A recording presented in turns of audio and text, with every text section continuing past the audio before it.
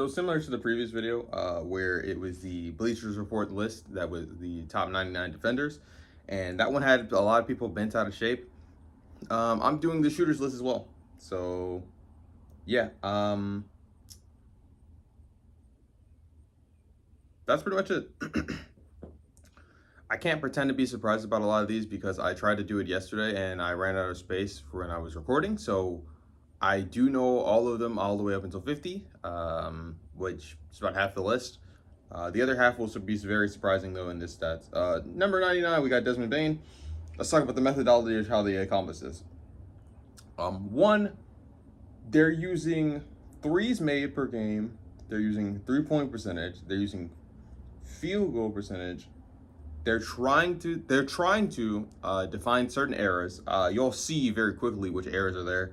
Obviously, if we're talking about greatest shooters of all time, in any manner, I would just exclude completely, in fact, anyone who played the game before the 3-point line. Specifically because, one, they could have been taking shots deeper than 29 feet, which is around the 3-point line, and I'd never know. And then two, you're on a secret, they weren't very good or efficient shooters all the time back in the day. And then three, I would also point out that a lot of guys were not being defended the same way on the 3-point line and perimeter. They were much more focused on the paint. So just that. And then they're also including true shooting percentage, effective field goal percentage, and free throw percentage. Desmond Bain is 99. We're gonna move on. If I see notable names, I will talk about them, or notable names to me.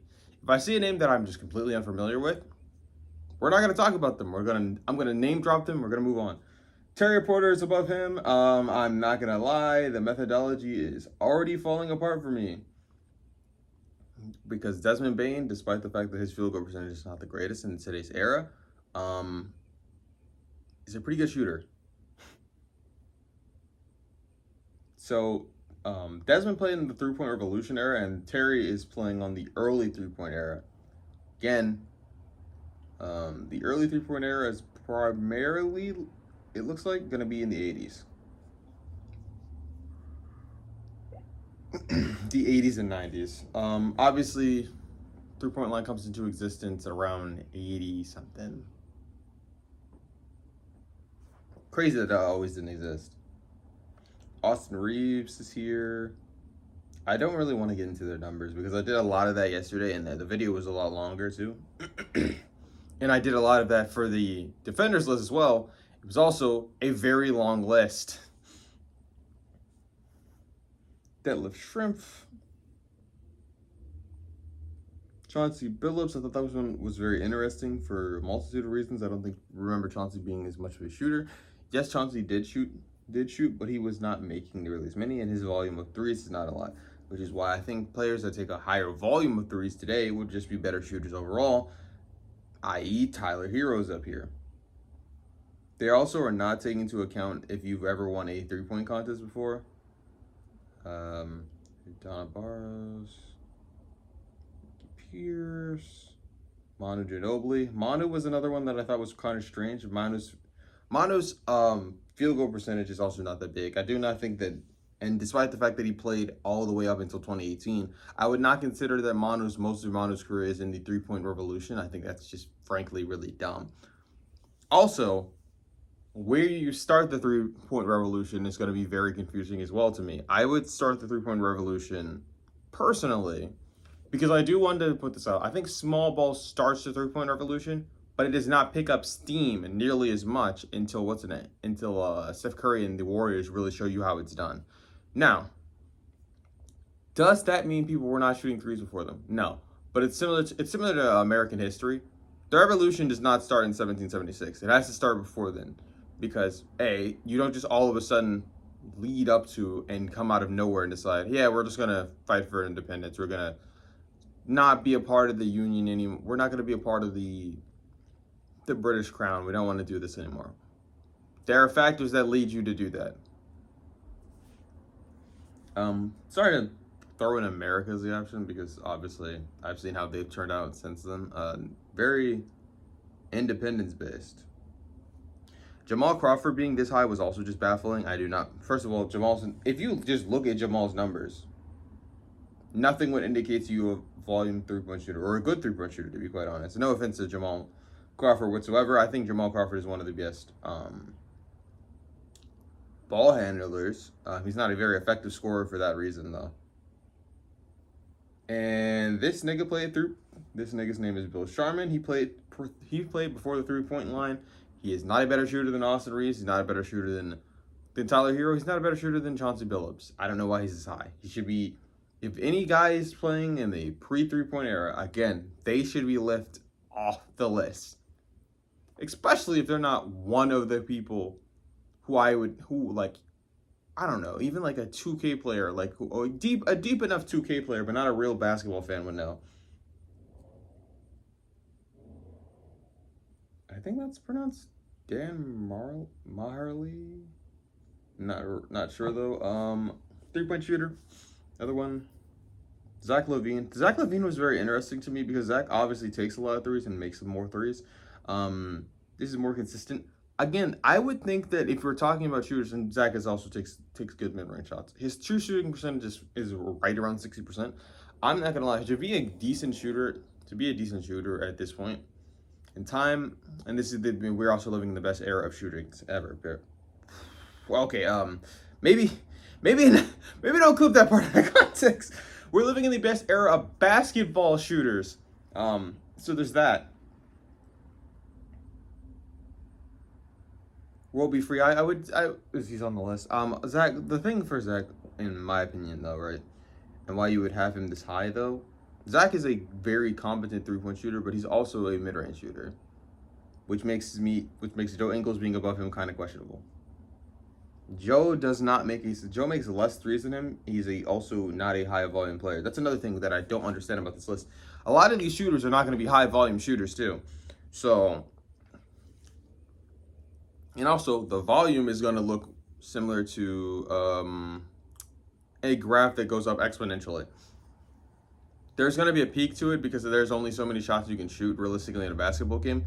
But the 3 intake that we're taking is just going to go up and up and up. So players who shoot a higher volume of them are probably going to be higher. I think James Harden, for example, I don't think a lot of people think of James Harden as a 3-point shooter or a shooter in general, to be quite honest, because he also doesn't take mid-range shots. He, for a large majority of his career, he did not take a lot of mid-range shots. I don't know where James is placing on the list yet, but I know he's on the list. James is like top 5 in threes made all time. Does anyone right now to their face think that James Harden is a top 10 3-point shooter of all time? I don't know. And also, James's 3-point percentage is not going to be high as well. The types of shots that he was taking had to take as well. Very difficult shots on the move as well. Despite the fact that he's good at shooting them, does not make him the same thing as someone who shot like Joe Ingles, who is primarily a catch and shoot player. And then you're going to have also outlier players who don't shoot. Well, I would frankly say I do not think that Robert Horry is a better shooter than him. I think Robert Horry's hit a lot more important shots though than Joe Ingles. So I think that's why they're giving him the nod, and he had to be on this list. Is he realistically a better shooter than Austin Reeves? No. Is he realistically a better shooter than Tyler Hero? No. Joe Dumars is a very similar situation, Finals MVP. Grayson Allen is this high. I think when you start talking about guys like Grayson Allen, though, you're like, okay, he's got high volume. He should make a high percentage of them. He's living in the shooting era, and he's also shooting primarily threes, which makes his true shooting percentage higher, and he's also shooting well from the free throw line. It is very weird. I kind of feel like true shooting might be a little redundant here for some guys who shoot a high percentage of it, and then you should probably just leave effective field goal percentage as well, because true shooting encapsulates where you're shooting from as well. Like, it's not just, it includes the charity stripe, it includes the 3-point line, it includes a lot of, it doesn't really favor mid-range shots either, so it's a very interesting thing to put up here. And then you're going to have guys like Vince Carter as well, who the career numbers are going to tell you something completely different, because one, Vince did not start shooting threes at the beginning of his career. There were not a lot of threes taken in the 90s. That's just not true. And also, Vince played from 1999 to 2020. So someone who is getting comparisons of being the next Jordan who played all the way into 2020, which respectfully, I don't know how we feel about this. Vince has only been retired 6 years. And to be honest, I think he had one more in him. Vince has played in 4 different decades of basketball. And he shot 37% from 3.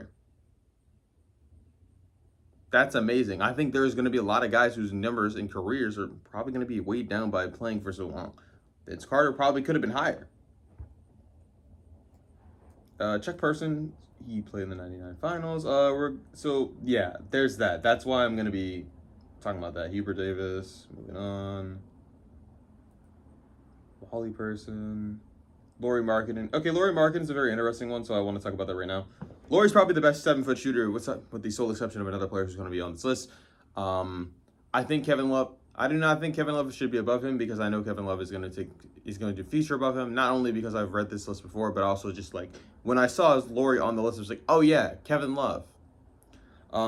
Big shooters are also going to be very weird as well because one, it's a recent development. 2, bigs that shoot a lot of threes typically are not the primary player on their team. So there's that. Also, Lauri makes a lot of threes and takes a decent amount of them as well. And I would say making a lot of threes is 2 point anything because that's just a lot. And you're probably taking like 6 of them a game at least. Unless you're one of those high volume shooters where you're taking like 9 of them a game, which is insane. 37% by the way. Also, how do you factor in stuff like players shooting? For example, a player has never been to the playoffs like Lauri Markkanen at this point in his career. How do you include the fact that Big Shot Bob has hit some of the clutchest shots just period right in playoff history? It's very interesting. Kevin Martin, the number, because like you can't do this list purely on numbers until you get to like a very, very certain point where you're like, yeah, the numbers are going to back me up so much so that I really don't have to say anything. I'm gonna take a very quick sip of water because my throat is incredibly dry. I'll be right back. But at this point in time in the video, please like, comment, subscribe because we're gonna be here for quite some time. Okay, hydration break over. Kevin Martin played primarily in the expansion era, and I'm gonna take note of this. He played in the 3-point expansion era, but his career stopped in 2016. So when does the revolution really start? And also, how do you say which player played in which era more primarily? Kevin has made 1.36 threes per game. He has a field goal percentage of 50%. Oh, sorry, my bad. An effective field goal percentage of 50.2%. His regular field goal percentage was 43%, and then his free throw percentage is 87%. That's really impressive considering the era as well. Also, obviously, there's these little excerpts and stuff like that they're talking about where like, oh, this person's here. Dennis Scott is another shooter from the 90s who did have the benefit of playing with a great center in Shaq, and also played a little bit of time in New York as well. But yeah, these guys are, no nonsense, man. It's very interesting where they put them. Bogey is a shooter right above them. Craig Hodges. Danny Green. I think Danny Green being this low is kind of crazy, especially considering, 1, the brother shot 40% for his entire career. And 2, he also has very big shots in the postseason as well. It's very interesting to put him here. We got Michael. This one was very baffling to me. Michael never swung the walk Jr., who has better numbers than this player that I'm about to talk about. Jason Kanapu, anyway. Actually, I think he's the GM of the Sixers right now. If I'm not mistaken. Could be wrong, though. Steve Smith. Sweet Lou. Obviously, the player that I'm talking about that's above him is this Brennan Roy. That's interesting. Wally Zerbiak. It's Rashad. I do not remember Jamal Murray being this far. Joe Harris. Richard Hamilton. God damn. See, this is the thing. Do I think that those guys, respectfully, that the gap between Michael Porter Jr. as a shooter and fucking Jamal Murray is this high? No, there's got to be playoff factors being factored into this and career totals as well. But if we're talking about career totals, then Sam Jones is going to be very, very hard to do. Sam does not have 3 points made because he played in the pre-3-point era. I don't think Sam should be on the list. There should be, in fact, a cutoff. When we're talking about some of the greatest basketball players of all time, I'm sorry, respectfully, there are certain eras we just have to cut off. And Sam is significant enough to be noted in this list. I'm not saying he's not significant enough. I'm not saying that. What I'm saying is I do not think that he personally has the statistics to compete with these other guys when he simply does not take threes. Here's another thing. I know Larry Bird is going to be high as fuck on this list, when frankly, he does not belong there. He does not take nearly as many threes as anyone wants to pretend that he's taking. And two, if we're talking about just shooting the basketball, that was not his primary strength. Yes, Larry had a good jump shot. The things that made Larry really hard to guard, in my opinion, was the fact that he had that jump shot. He had some playmaking as well, and he was also bigger than most NBA players, meaning if you switched onto him a small forward, he was likely too big for them. And most power forwards were not fast enough to keep up with him unless you put a very athletic small forward or power forward at that time on him, because if you put a center on him, he's frying him. And 95% of the time, the center is not going to be, the world's greatest. 80 centers are not the peak of basketball centers. Sam Jones, whatever. Trae Young was very confusing to me because I know Trae Young to be a good shooter, but then you look at his numbers and you're just like, wait a minute. Wait, hold on. That doesn't feel right. His field goal percentage is exceptionally lower than it should be. His 3-point percentage is also lower than it should be, and his free throw percentage is probably the only thing keeping that true shooting alive. Kevin Love does not take a high volume of threes, and it's another thing. They're saying he played in the 3-point revolution. I think that is pretty fair, right? My only gripe with this is that he also became more and more of a role player at the tail end of his career. So again, the shot diet is gonna look more and more like this. And two, he was not always a 3-point shooter. He was not always a shooter, period, to be quite honest. He had soft and he was touch, but he was mostly a big, fat white boy that was posting up. The body transformation that this man had is also very, very underrated often. I think people forget that he used to just be a fat guy. He used to be a very heavy guy. Jason Terry up here as well. That makes sense. Tyrese Halliburton. When we got to Tyrese Halliburton, I had been very confused as to why he was there. And then I looked at the numbers and I was like, okay, actually, hold on. Maybe Hallie does deserve to be this high. That being said, Hallie was drafted in 2020. We only have 6 years of it. We have a 6-year sample size. Oh, did I say 6? 5. It'll be 5-year sample size of his career. Also, just want to throw that out there. Just want to throw this out there, bro. Hallie is living off of one of the greatest playoff runs of all time. So when I see the names above him, though, I'm very confused, though, because, again, Jamal Murray has hit some clutch shots. He has not hit the same clutch shots that Tyrese Halliburton has. Has Jamal had multiple playoff runs? Correct. Fair enough. The run when they both made it to the finals, he was torching niggas.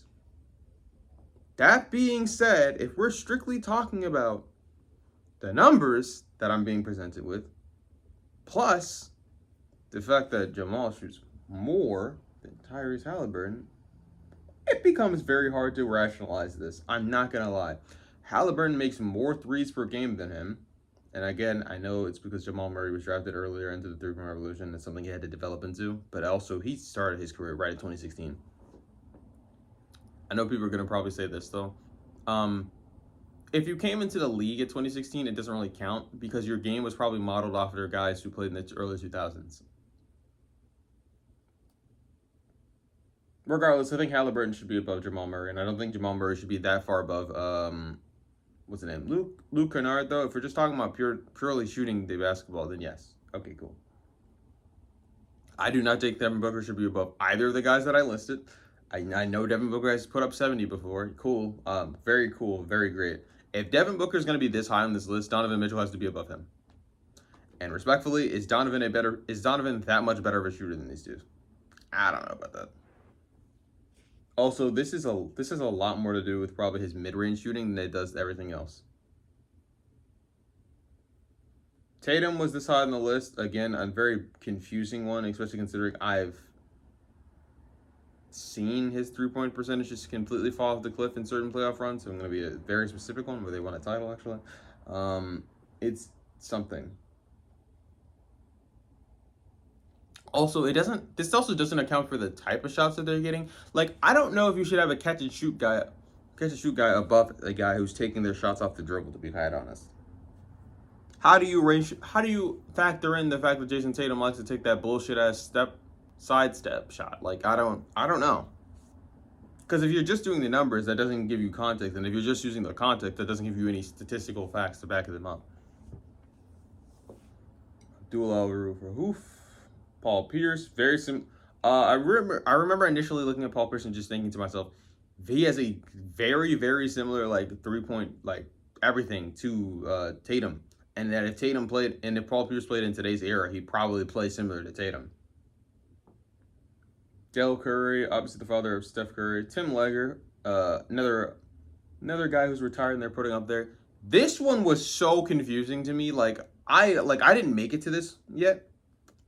This is very confusing to me. Jalen Brunson getting the nod as a top 50 of all-time shooter. Now, I know top 50 of all-time shooters is not the exact same thing as top 50 of all time, but it is certainly something that he's here, man. The playoff shooting has to be a reason for him being this high. Because he is not this volume three-point shooter. His mid-range shots are very good too. I will say that they goes in very well. He's also a great free throw shooter and gets to the line a lot. Also, I didn't think they factored. That's another thing that I don't think that they factored in. How often someone actually gets to the free throw line is going to make their free throw percentage actually go down, even if you are a very good shooter.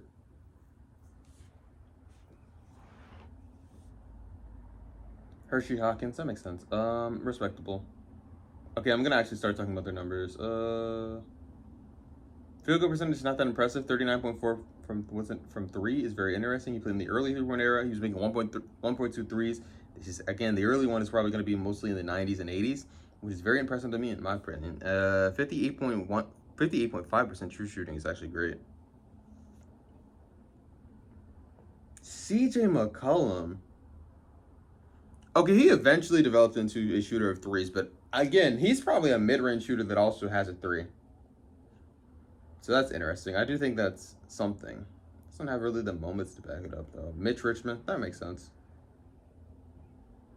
I'm gonna be more critical of more guys that are more new in my opinion. 3-point expansion. Okay, well, not the Revolution. Michael Redd is next. Joe Johnson, ISO Joe, very interesting. Duncan Robinson.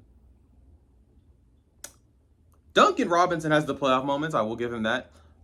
But realistically, is the gap between him and Luke Kennard this much?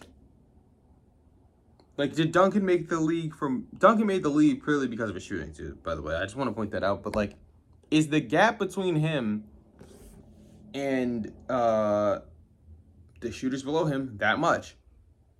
Duncan also takes primarily catch and shoot threes. He's getting his threes created for him.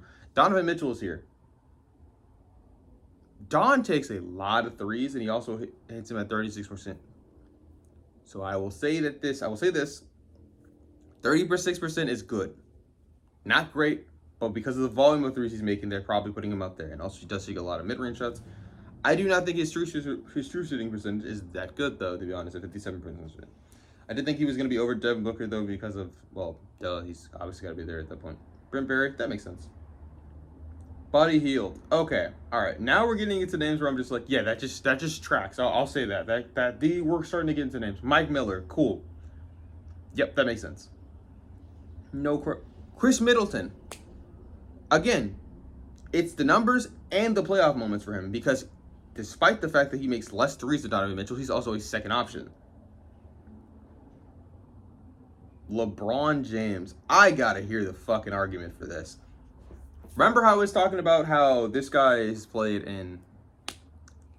He's played for like 20 plus years at this point, 23. He's going on 24. To say LeBron is one of the best shooters of all time is something that I don't think anyone will say this. I think people are going to say this because of his scoring. And I think in the latter half of his career, he became a much better shooter. But that's something that this can't account for because these are career averages. And also, if you just took certain sections of guys' careers, you'd be like, oh, well, this guy's been prolific, right? Would someone to you today tell you that LeBron is a better shooter than Austin Reeves? Does LeBron have enough volume and historic precedence for you to be like, yes, yeah, probably, though? I don't think so. I also just don't think LeBron should be this high because of the 73.7% free throw shooting. Remember, we're in like the top 40s right now. That is something. Melo is above him. Yeah, I'm just gonna I'm gonna let that one go. I don't like that. I don't like that at all, actually. Seth Curry, another Curry. Karl Anthony Towns is this low? That's crazy. Cat, one of the best shooters, period. And then if you think about the fact that he's one of the best big shooters ever, that's guy crazy. He's probably the best big shooter. He's gonna be below Dirk. That's crazy, actually. Dale Ellis, interesting. Not mad at that. Paul George. Ooh, okay, hold on. Let me see this. See the argument. Actually, no. Paul George is one of the best. No. Sorry. Yeah, Paul George. As far as wings, probably one of the best shooters. Very underrated in that discussion. Pete Maravich. I know Pistol Pete was a great shooter. And he was also one of the... Remember earlier when I was telling you, like, there are shooters that were shooting very deep shots, like where the three-point line would be, but we just don't know if they would have taken threes if they existed. Pete would have been taking threes. Also, 50% true shooting is actually very well. Yeah, no, Pete is one of those ones. I'll give him some credit. Also, we do know. Also, he shot 66% from three when there was a line eventually. So, yeah, there's that. Rick Barry, pre-3-point line guy as well. But I'm not mad at it. Luka takes very difficult threes, but he makes a lot of threes as well. He's a high-volume three-point shooter. His three-point percentage has suffered because of that, though. It would be nice if he just got some better shots. His free throw percentage is not a lot because he gets to the line quite often. I am wondering now, is Shea going to make the list? See, Kobe is very low on this list, and I think it's kind of disrespectful, to be quite honest. Like, Kobe above Luka is fine. Kobe's a mid-range shooter as well. I'm just thinking about this. Kobe below Jokic is fucking... Luka below Jokic is disgusting. Wait a minute. That needs to be explained to me. Jokic does not take a high volume of threes, and whenever he does take a high volume of threes, he is specifically bad at that. That is not a part of his game that he is very, very good at. I will give him this. He can shoot them, but he shouldn't. And two, more importantly, his true shooting percentage is very high because he does not take a high volume of shots as well. He's a very effective and efficient offensive player. I do not think he is a better shooter than Kobe Bryant. At all. And also, I was thinking about it. I was like, Kobe's here. Where's Michael then? Michael's got the high shooting percentage. He does not shoot a high volume of threes. He never shot threes, to be quite honest. The 1 year that he did shoot threes at a high percentage, the three-point shooting line had been moved closer. Also, another thing that I did not take into account because it's not relevant for most players. Someone had him as high as 6. Yeah, no, this is sick. This is sick. Y'all Negroes is sick, bro. Michael Jordan being a solid free throw shooter. Very great, one of the greatest mid-range shooters ever. But do I think he should be above Kobe? Probably not. I said definitely not, actually. Allen Houston. What the fuck are they smoking for Allen Houston to be this high? The numbers are good, but at this point we're beyond just the numbers. it's got to be playoff representation as well, and he just does not got that. Jeff Hornacek, sure, yeah, that works. Fine, a very fine shooter. Also, give him that. Chris Paul. Again, not a high volume shooter as well, so yeah, but in a very effective. Kawhi Leonard, what the? I wouldn't consider Kawhi above fucking. I guess. I mean, like, if you just encounter the fact that he shoots astronomically high from the mid range, he can make threes as well, and shoots a decent amount of them as well. And then the free throw percentage, he's not bad at that either. If you take into account all of that, and he's also a volume shooter into that, yeah, I could see where you put Kawhi up this. But, like, Kawhi is knocking on top 20 of all-time shooter because of that shit. Do you believe that? I don't fucking believe that shit. Just lost the moments. James Harden is only 20. Oh, my God. Wow, that's, the same argument I had with Luka is the exact same argument for him, except he was doing it during the three-point revolution era, and he was taking it to a further degree than even Steph was for taking it because of the difficulty of shots he was taking, and also the fact that he's not getting open shots because he does not move off of the ball. Him having the ball a lot makes his shots a lot difficult. And also, he doesn't take mid-range shots, so I was wondering, how do they take into account all of the things that I just said for James? Jerry West, the logo. Now, look. I know I just told you before the 3-point line. I don't really want to hear arguments about that. Jerry West is one of the exceptions, and I know you're saying to yourself, why wasn't Sam Jones one of the exceptions? I'm sorry, Sam Jones one of the fucking logo. Is he the fucking logo? Is he Pistol Pete? I didn't think so, buddy. But to have Jerry West in the top 20 is fucking disgusting. Chris Mullin in the top 20? Hell no. Also, I just want you to remember, all of the great shooters that I just listed, yeah, Larry Bird is above these niggas. Larry Bird is not a greater three-point shooter than these niggas, bro, but he's going to be above them. Drazen Petrovic, rest in peace to the GOAT, but, like, yeah, he was a very lethal shooter. Did not shoot a high volume of threes, though, unfortunately, so I don't know how he's this high. Glenn Rice. Yeah, I guess. I just think anyone at this point in time should either be a modern player or one of the greatest mid-range shooters of all time. But I guess he can be up here. JJ Redick, yeah, that makes sense. Mark Price, Steve Kerr, yeah. Timeout flag! I didn't think about this name because for a while, because I was earlier on in the list, I didn't really think about it. Kyrie is this high?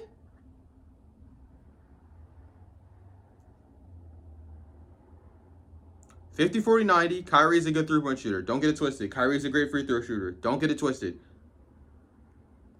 Kyrie does not slash to the basket the same way a lot of guards do to keep this high of a free throw, to keep that high of a true shooting percentage. Kyrie's a great mid-range shooter. I don't know. Respectfully, the gap between him and James Harden is not that much. And also, Larry Bird still has not been listed yet. That means they think Larry Bird is a top 10 shooter. Peja Stojakovic. Holy fuck. Kyle Korver. Holy fuck. He's Dame? No. Dirk. Oh my God, bro. Fuck, this list is so ass. This list is ass. And now you're saying to yourself, this list is ass because of where they put Larry Bird. Yes, nigga. He's not a better shooter than literally any. He's above Steve Nash. Steve Nash has shot 50, 40, 90 before with decent volume of threes, and also considering that it was the 2000s, and also he could have shot the ball a lot more. He was a playmaker first. There is no way in fuck you have Larry Bird this high. Larry Bird ain't even top fucking 15 on three-pointers made all time, dog. And he played in an era where the three-point exists. He made 0.7 threes per game. There is no way you can argue for this guy being a top 6 shooter of all time. Damn near top 5? Fuck no. Below Dame. Having Dame below this nigga? Fuck no. Having Kyrie below this nigga. Having Steph Curry, but not Steph Curry. Steve Nash below him, James Harden below him. Larry Bird does not deserve to be a top 20 shooter of all time as far as I'm concerned. Fuck no. Klay Thompson is right above him. All right. Kevin Durant? Maybe I need to get my eyes checked, bro. Kevin is one of the rare players who's had a 50, 30, 90 season. I do not want to get it twisted. Kevin Durant is one of the greatest mid-range shooters of all time. Absolutely. No questions asked. Kevin Durant is one of the most lethal scorers of all time, and primarily he gets a lot of his shots from the jump shots. Do you respectfully think that Kevin Durant is a top 5 shooter of all time? Okay, let's move on. Ray Allen is at 3. Then who the fuck is that? Reggie Miller. Okay, that makes sense. All right, and then Steph Curry at 1.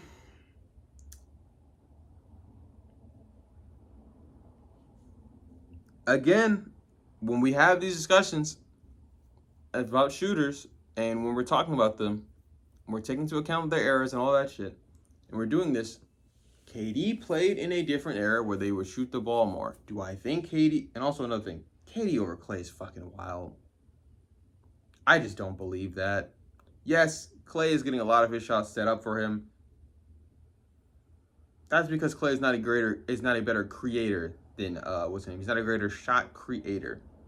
I do not know, respectfully, if I have Kevin Durant this high in shooters. In fact, when we're talking about great shooters, and I remember I just told you how I just told off Larry Bird.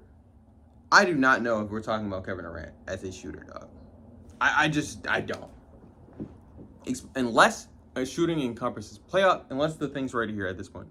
Also, if it's encompassing playoff moments, respectfully, that shot alone should have put him above Reggie Miller. I know you were saying to yourself, that's crazy. That shot alone should have put him above Reggie Miller. It shouldn't have put him in the fucking Steph comps, but it should have put him above Reggie Miller. The shot, you know exactly which one I'm talking about.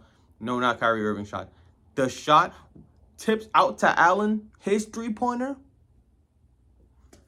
I did not want this video to be nearly as long, but hey, it's 99 names that I at least have to mention. Biggest gripes about this list. James Harden is way too low. LeBron is too high, in my opinion. Just, sorry. Michael Jordan, fine, I guess. Kobe is too low. He should at least be above MJ. Jokic is quite high, despite the fact that I do not think of Jokic as a shooter. Yes, I do want to say this.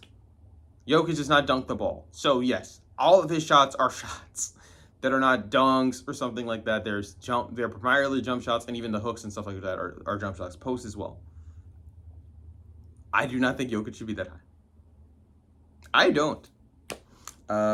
So there's that. That is it was a very interesting list. It's a very polarizing list. I think it's much more interesting and acceptable to talk about like this.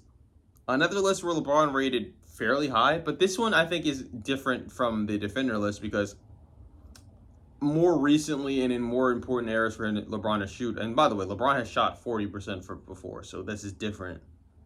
LeBron has been a lethal three-point shooter at one point in time in his career, so I don't want to get that twisted. And he's also creating his shot as well.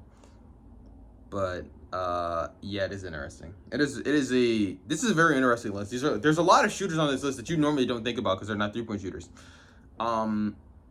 Yeah, like, comment, subscribe, all that fun stuff. If any other Bleacher Report list like this ever comes out again, I will be talking about it. But yeah, man. All right, that's enough for me. Shit, I'm surprised one didn't make the list, low key. Bye.